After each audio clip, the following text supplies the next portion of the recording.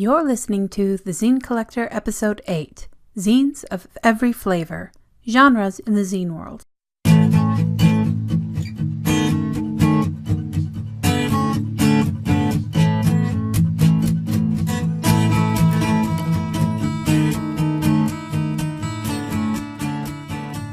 Hello Zine friends, welcome to the Zine Collector, or welcome back. I'm your host Jaime Nyx. Let's talk about zines. I have a bit of a long one for you today, so I think I'll just jump right into it. At least I think it's a long one. Obviously, I'm starting recording, but going by the pile of zines I have on my desk currently, yeah, I think it's going to be a long one. Speaking of today's episode, I'd like to start off with a little note, a shout out to Carrie Mercer, who is a fellow zine maker and also writes for Xerography Debt. I have to thank her today because she is the one who suggested the topic. So thank you, Carrie. It's always helpful to have, I have a whole big list of topics, but it's always good to know what people want to hear about, that want me to talk about, if I have the knowledge to do so. I mean, there's always research, of course. Oh, goodness. Off to a roaring start as per usual. Let's see. I only had one little note here, feedback on last week's episode. Last week I talked about 7 tips for getting/finding inspiration. And one of the things I mentioned was stop comparing. Stop comparing your work, what you do, to other people. And on Facebook, Zippity Zindra mentioned how hard it can be to get out of that comparison mindset. And I completely agree. I'm right there with you. Things are always easier said than done. Even with the other tips, like carrying a notebook with you everywhere, that involves a decision, that involves commitment. It all involves energy. And like I said, usually things are easier said than done. Comparison, I think, can be a really tricky one because we do it in a lot of different ways. And I think a lot of the time we don't even realize we're doing it. It's not just looking at each other and judging how we look and things like that. There are little things like that you might not think about in terms of, like, in school, you may have gone, oh, am I doing this right? And looked over to see what the other kids are doing, that sort of thing. And that's a form of comparison as well. So when you've grown up with this since childhood and that sort of thing, it can be such a tricky thing. So don't be hard on yourself if you catch yourself doing it. All of this comes down to awareness and practice. For me, it comes down to the language I use with myself.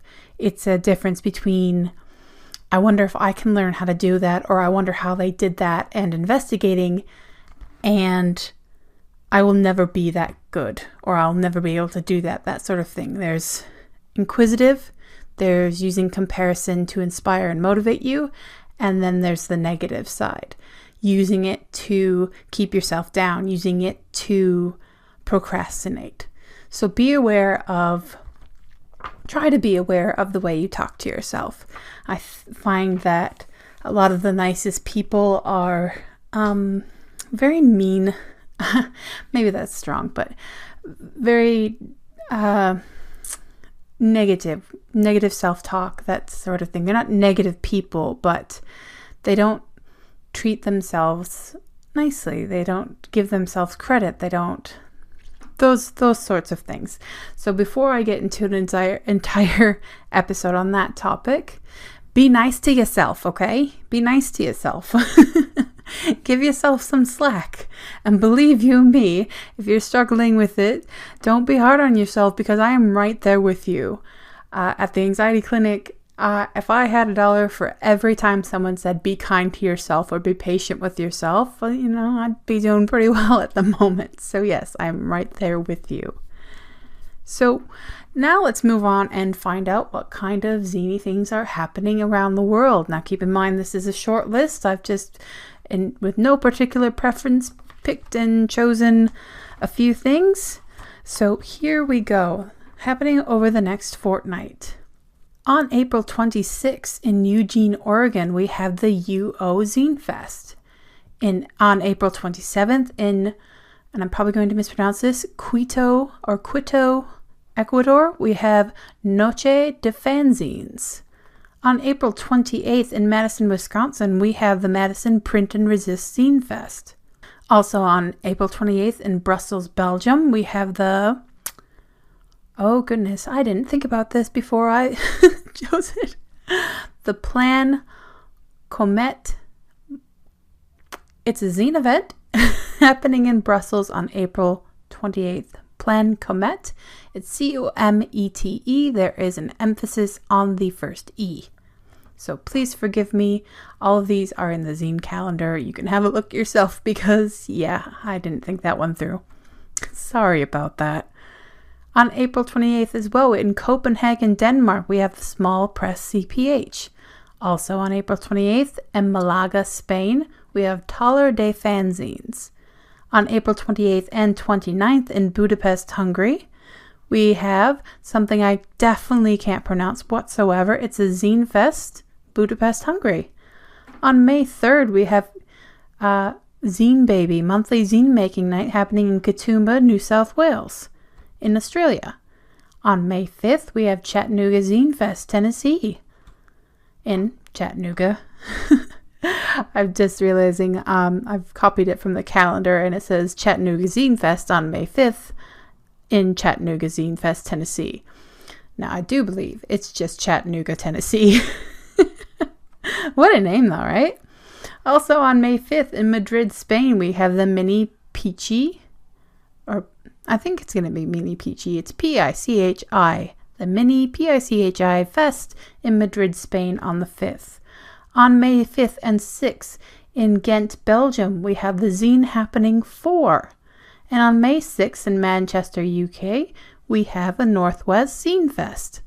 I like that. I like the rhymey sort of stuff. The Northwest Zine Fest. And there is a lot more where that came from. If you'd like a direct line to zine events around the world or to make sure that your zine event is listed, check out @Fanzines on Twitter and Facebook. Links will be in the description. As I mentioned before, in the last episode, I talked about inspiration, finding it and encouraging it to be in your life. And I see this episode as an extension of that in certain ways.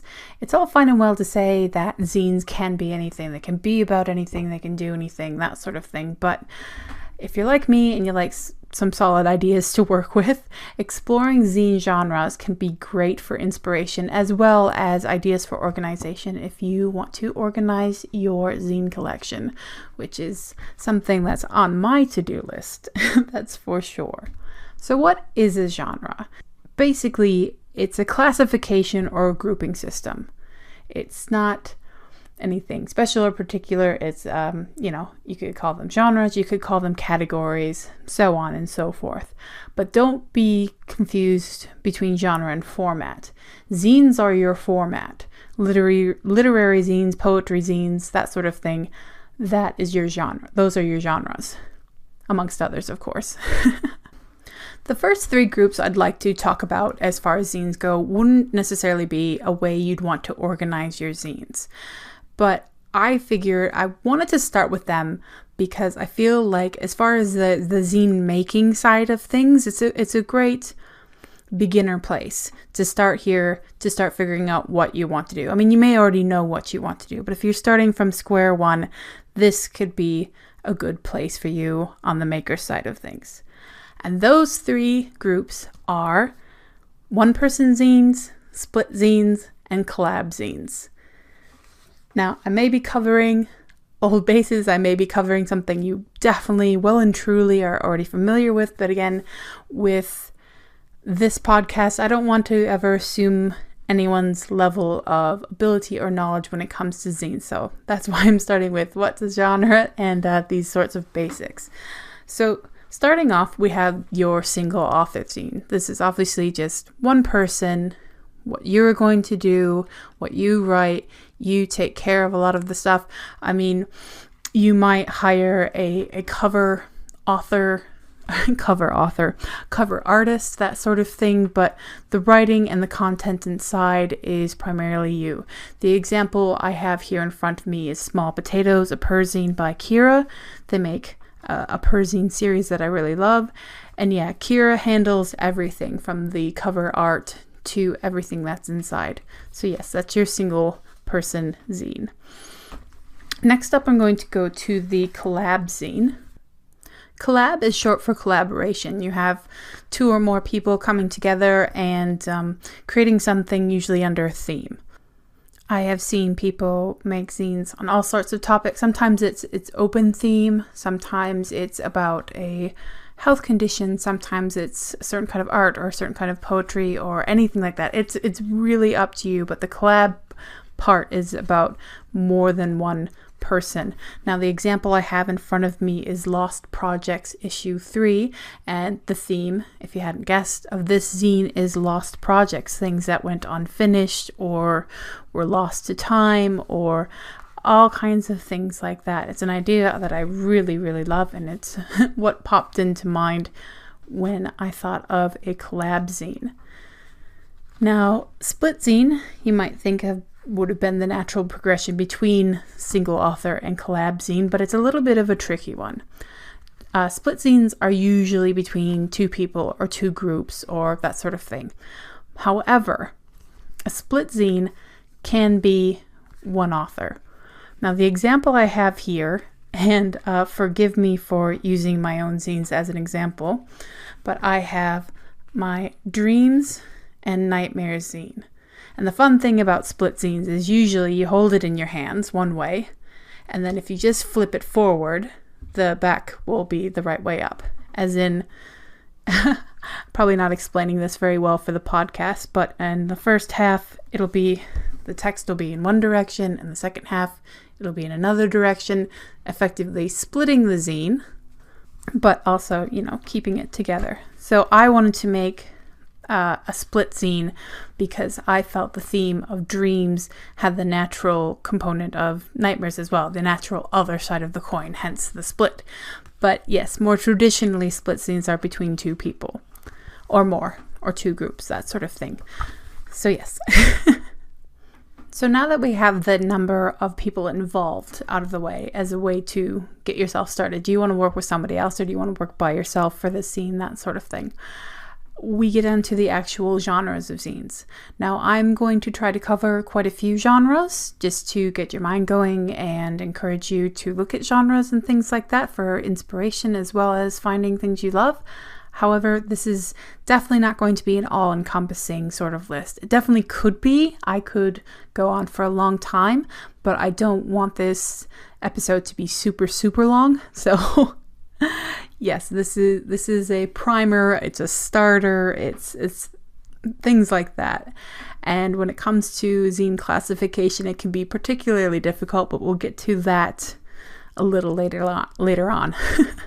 So in no particular order, let's start talking about zine genres. Now, with it being the year of the perzine, I thought it only appropriate to start with perzines. I think of perzines in 3 ways. You have the variety / scrapbook perzine, which is like life stuff, but it can have art and other things as well.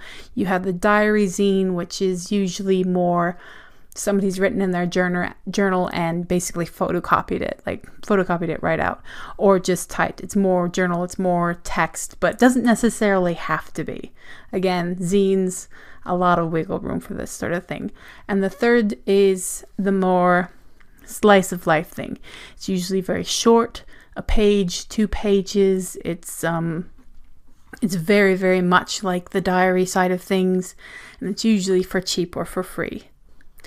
The examples I have in front of me for the example for variety / scrapbook zine I have in front of me is the Stay at Home Girlfriend number 22. Now this, I think, is a great example of a variety perzine because it has pictures and it has music playlists in the back. It has recipes and TV show reviews as well as actual, perzine writing about things. And I love the variety in it. I love what Miss Muffcake, that is who makes the Stay-at-Home Girlfriend, what Miss Muffcake decides to share and all that sorts of things. So this is, like I said, a great example of more firmly on the variety side of thing rather than like text only, that sort of thing. Now, the example of a diary zine is not like strictly diary zine, but I think Doris, the Perzine series Doris, is a really good example of something that's a little bit more on the diary side of things, just because there's a lot more text, there's a lot more, it's focusing on thoughts, there's not really any poetry, at least not in the episode. In the issue I have, there's no poetry in here, it's mostly text, that sort of thing. It's not like straight text, there are pictures, there are little comics and things like that. Anyone who has checked out the Doris series, and I highly recommend you do, would see that there's all kinds of little drawings and sketches and things which make it really lovely. But it's definitely, whereas the Stay-at-Home Girlfriend is more firmly on the variety side of things, Doris is closer to the diary side of things. So last up on the slice of life scenes, now that's my phrase for it. It's kind of a name that I've been trying to look for, because I've been calling them the free zine, and they're not always free, and I shouldn't assume they're always free, that sort of thing. But the example I have in front of me right now is $50 Minimum by Sober Bob. Now, I'm not going to show insides, but I can show you that it's one A4 page that has been cut into two, and then those two pieces are sliced together, so you end up with, a short but a good read, that sort of thing. And yeah, it's slice of life because it's primarily text. Sober Bob does occasionally add a picture or two, but it's kind of more of the moment. I mean, you could call it an of the moment zine, but again, that's not always the case. So yes, if you have a suggestion that's better than slice of life zine, please let me know, because yeah, I'm not 100% satisfied with calling it that either. But yeah, it's very diary style, but again, it's thinner. It's usually sent out on a mailing list, that sort of thing. And yeah, think your holiday catch-up letter, except it happens more often than once a year, that sort of thing. So next up on the list of genres, we have the lit zine, or literature zine. Now this covers your fiction, your nonfiction, your poetry, your personal essays, and things like that. What your lit zine or lit zines you're looking at contain is very much up to the person putting it together. Or I must admit, I have to back up a little bit there. That's kind of implying that lit zines are always collaborative. They are definitely not. One of the examples I have in front of me right now is a poetry zine, single author, that I enjoyed very much. And if you know me, it's hard for me to it's a little bit hard for me to understand poetry a lot of the time, so having a poetry zine that I enjoyed a lot was quite a lovely surprise. So I have Diary of a Lavender Plant by Ray White, single author, and yeah, it's just I won't get distracted looking through it, but that's the example of a poetry zine. It is a lit zine because it's poetry, that sort of thing. Like literature zine is the umbrella, and poetry zines fall underneath that. Now, the reason that collaborative literature zines are on my mind is mostly because I have had quite a few people mention looking for literature zines to submit to, and I have been at a little bit of a loss of where to send them. So if you have a literature zine and you are looking for submissions, please get in contact with me. I will be very happy to shout out your call for submissions or your open doors, that sort of thing. Because yeah, a few people have approached me, and I felt really bad because I'm not quite sure where to send them in regards to that. But another example I have of the collaborative literature zine is something I reviewed recently, and that's a literature zine called Submerging. Now, Submerging is made up of some photography as well, but primarily 4 essays about the fragility of the mind and the body, which was very interesting. So yes, these are personal essays. Ray White's zine was poetry. You can really have any combination. Hand Job Zine, that series comes to mind. That's a lot of short pieces, but I believe they incorporate poetry as well. The next genre I'm going to talk about is fanzines. Now, some people would argue that zines started with the science fiction fanzines of the 1940s, 20s, 40s, something like that. And yeah, I've outed myself as not being a zine historian. Anyway, fanzines. Fanzines, it's basically dedicated to what you love. Do you love a movie, a TV show, a game, whatever you want? You can make a fanzine about that.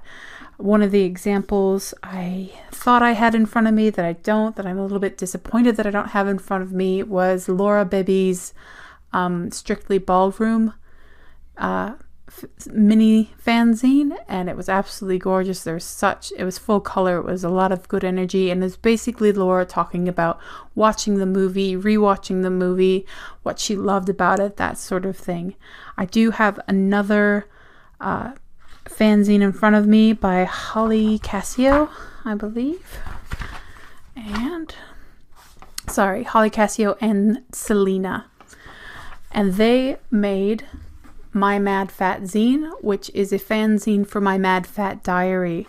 Now, I have a list here actually of all the things, not all of the things. They have character introductions and analyzing the characters, the importance of the show's topics in media and in life in general. They even talk about the set and the 90s feel of the show, and even propose like things that possibly happened to the characters after the show ended, which I really loved. I thought that was taking it to a next level. So if you want to have a look at a fanzine that really covers all the bases, My Mad Fat Zine by Holly Cascio and Selena. Oh goodness, I don't have a last name, but I will have links in the description. So yes, fanzines are your way of shouting to anyone who will listen about this TV show, this movie, this celebrity, etc., this thing that you love.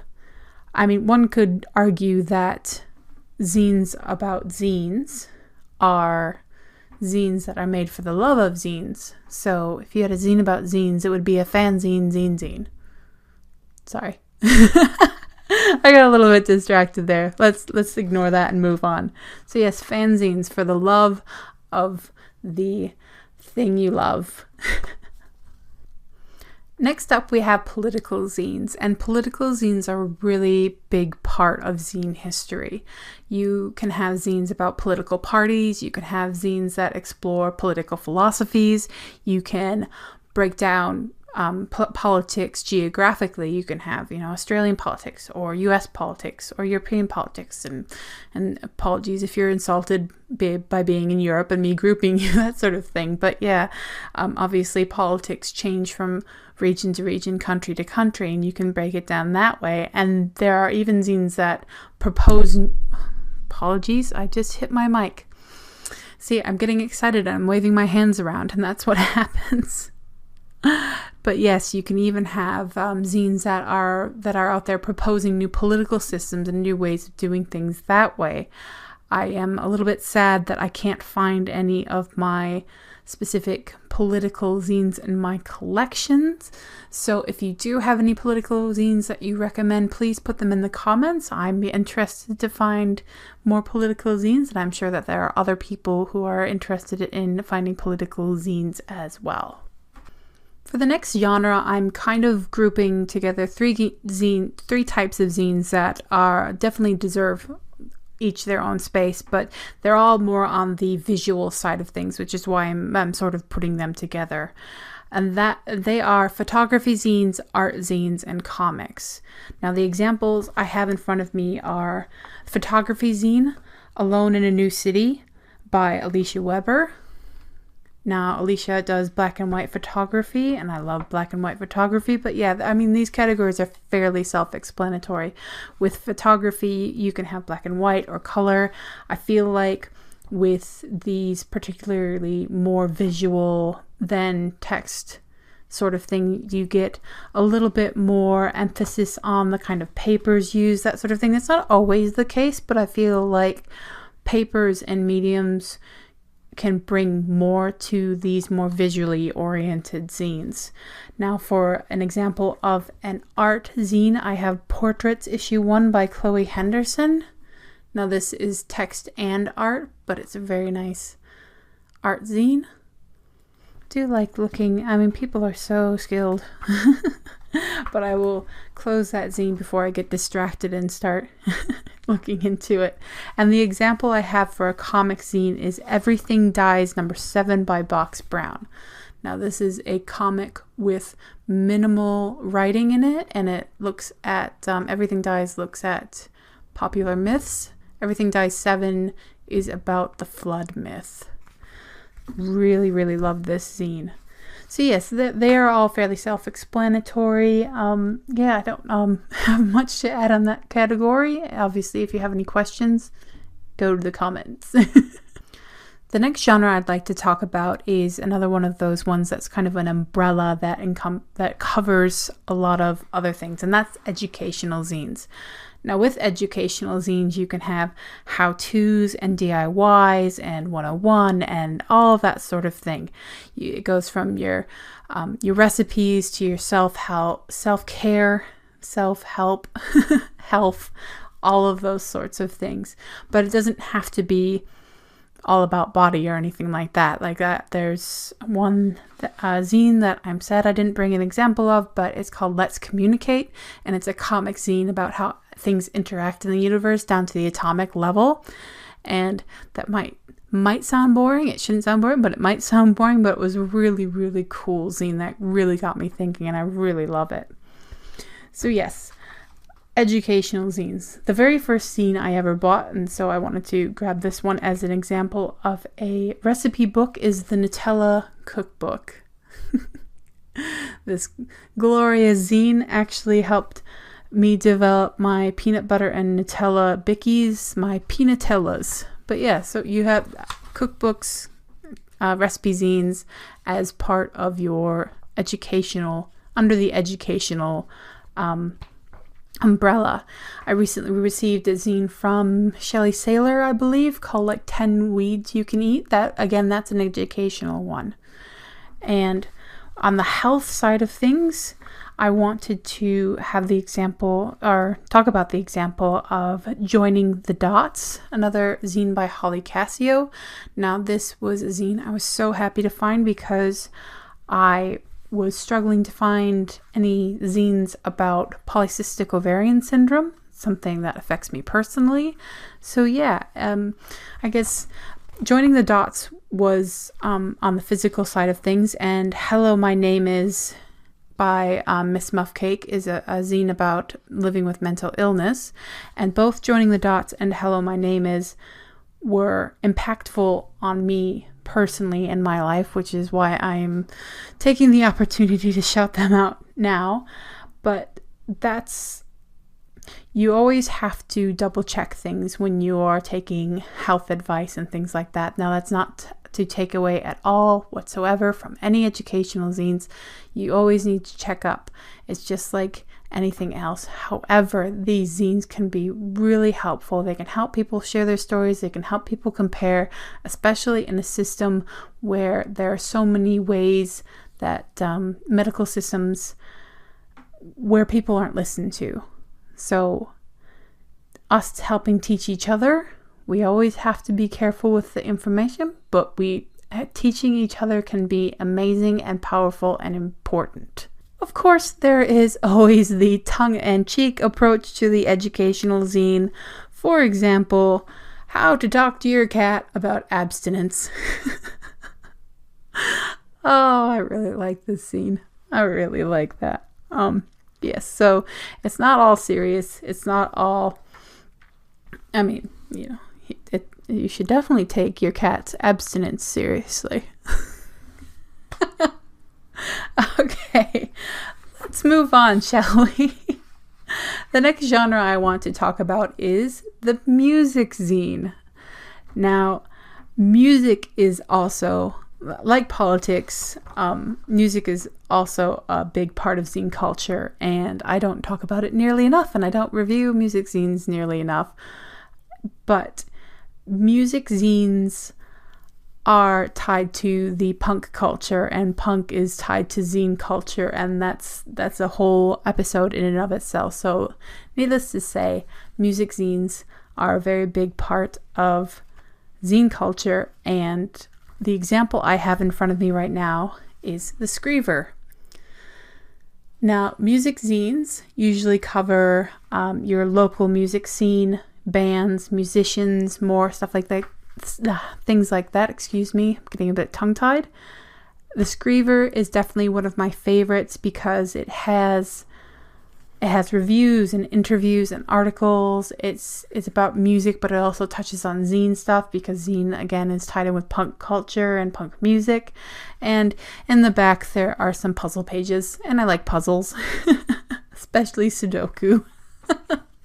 So yeah, the Screever, it's a great example of a music zine, and it's also a great example of showing that you don't necessarily have to stick to one genre within a zine. You have the flexibility.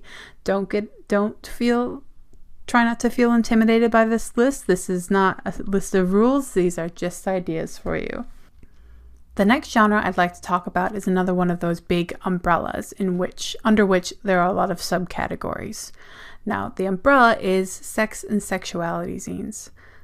Like I said, this covers a lot of zines. You have your sex fiction and your erotica writing, your erotic comics, that sort of thing. And you also have nonfiction about sex.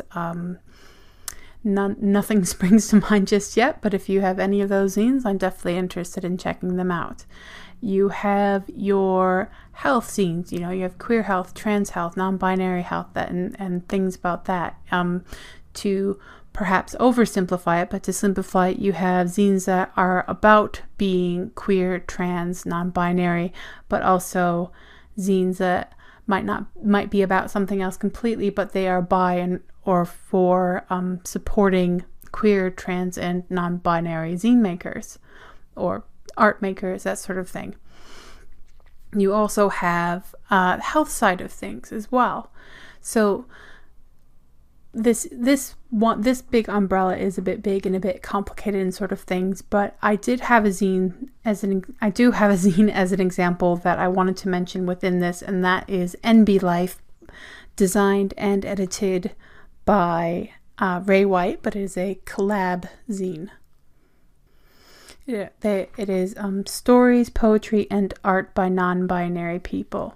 Now this encompasses both sides of the the possibly oversimplified ways I talked about it, in that this is a zine with stories, poetry, and art by non-binary people about being non-binary. I think it's an excellent example of that. I really enjoy looking at it, and I hope there is an NB Life 2 and 3 and that sort of thing, because definitely sign me up for more copies. And last on my list of zine genres today is the zine about zines. The zine, or probably more accurately known as the meta-zine. Now this category encompasses zines about how to make zines, about layout, zines about the history of zines, zines for the love of zines, and review zines as well. Now, as you're probably expecting, the example I have for a review zine is Xerography Debt, which I've talked about at length. I think at length at this point. It is the review zine with perzine tendencies. And oh gosh, this is issue 39. I think they're up to like 44 now. But yes, anyway. I've made no secret that Xerography Debt has inspired my zine about zines, Paper Currency, which also has columns and zine reviews and a few other things like that. And another example I have, which I think is a great example of a zine about zines, is Davida Gypsy Briar's Metazine. This is a zine that I discussed with Davida so I could get extra copies, because I love giving this zine to other people to learn about zines, that sort of thing. And Davida covers like history of zines and how to make zines and why to make a zine and layout and binding, all of that. in this one zine, metazine. So yes, I know at this point a lot of you are thinking, okay, a zine about zines, well then you have to mention Stolen Sharpie Revolution, don't you? Yes and no. Yes, I love Stolen Sharpie Revolution. It's an amazing, fabulous resource. However, Alex Reck herself calls it a book, which is why I'm not placing a big emphasis on it as part of the zine genre. It is a book about zines, and it is excellent, and I highly recommend it. But yes, do remember that it is, as described by Alex herself, a book. So there we have it. Plenty of zine flavors to get your mind going, but definitely not a full list. I've included some links in the description to places like zinelibraries.info for more comprehensive lists. You can look at them for inspiration or organizing your own zine collection, so on and so forth. I did suspect that this episode was going to be very long, so apologies if it felt like I rushed through it all. I did want to cover a lot of things, but also I didn't want this episode to be very, very, very long, and going by the time that I already have, then it's definitely going to be amongst my longer ones. So yes, I definitely only really covered the basics here, but that's just it. They are basics. Zines are what you want them to be. You can combine these genres as desired. Zines are amazing and wonderful and flexible in that way. You could have anything. You could have the OCD guide to traveling in Japan on a budget. So what's that? That's a perzine, that's a travel zine, that's a mental health zine, all that sort of stuff. You could have the Anarchist Guide to Queer Healthcare, a comic. So yeah, wouldn't that be brilliant, by the way? So yeah, you can mix, you can match, you combine. It's about you and what you want to do with your zine. Remember, these are only ideas. Did I miss anything? Did I miss your favorite genre? What zine in your collection combines the widest variety of genres? Do you have a zine that just seems to have everything in it? Please let me know about it in the comments. I really like variety in zines. I love zines. I love zines that are about the thing they're about, and I love zines that are just all sorts of things. Yes, let me know in the comments. I'd love to check out zines with lots of wide variety. Now we come to the Q&A segment, where I answer one question from you each episode. This week's question was a bit of a tricky one, but it has come up quite a bit lately, so I figure it's about time that I answer it. And that is, how did you come to end up in Australia? And you'll have to forgive me, I'm going to try to put this in the simplest terms as possible, I think you'll understand. Basically, I grew up in a dysfunctional situation that turned into an abusive situation. And toward the end of it, the abusive side of it became very dangerous and very threatening to me. And the simple answer is, how did I end up in Australia? I ran away. Wanderer literally saved my life in that when I ran, he made it possible that I could run all the way to Australia and finally have a true sense of safety and distance that I needed. Did I do it the right way? No, but it's hard to know what the right way is in those situations, and I have no regrets. And now here I am doing a podcast, and Australia has to keep me because I'm a citizen. So yes, there are obviously a lot more details where that comes from, but the simple answer is I ran away all the way to Australia. And here I am.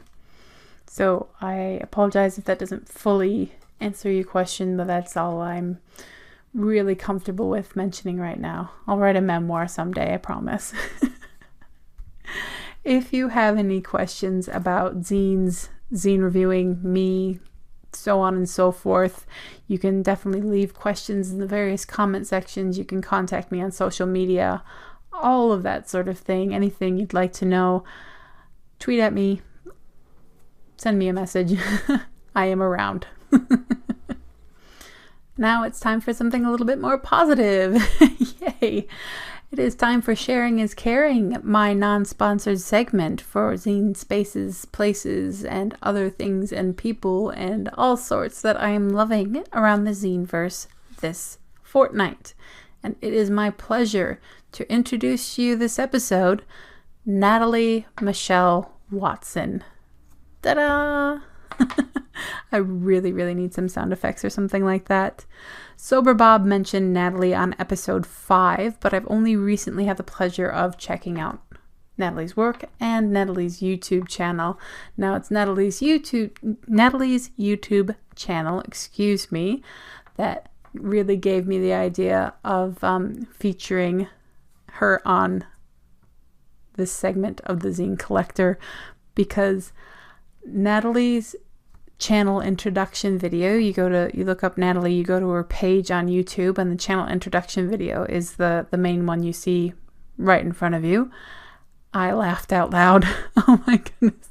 It is one of the funniest, warmest, just all around goofiest, great channel introduction videos I have ever seen. Natalie is funny and her videos are so colorful, and it's just a great time. I haven't watched all of her videos, but you can be guaranteed that I'm certainly going to. It has been so much fun, and Natalie definitely doesn't take herself too seriously, which is always welcome. There is always room in the world for more people who are willing to have fun, goof around, share their sense of humor, that sort of thing. So definitely check out Natalie Michelle Watson. I'm being very careful because I've actually had to do a few takes because I keep screwing that up for some reason. Oh, goodness. Check her out on Instagram, check her out on YouTube, and I will have links to both and more in the description. Well, that's it for today, zine friends. I have a feeling this is going to be a bit of a long episode, so I hope that you found it informational. I hope you found it enjoyable and all of that good stuff. Thank you so much for joining me. Remember that everything I say is just my opinion. There are no gatekeepers in the zine-verse, nor should there be. Stumbling over my own word that I'm trying to make a thing. That's me. That's Nyx for you. Goodness. Oh, wow.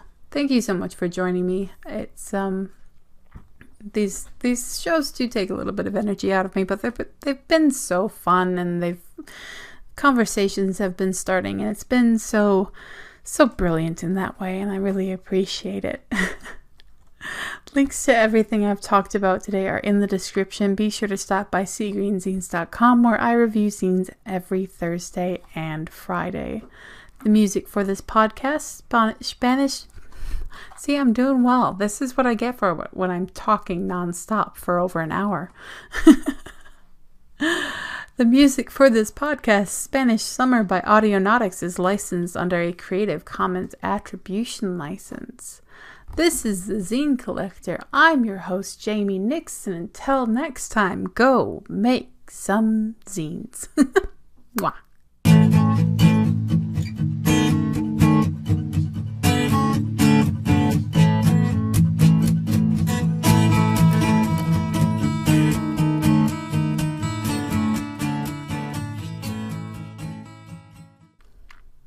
Okay, so I'm going to do a little something impromptu. Bear with the camera moving.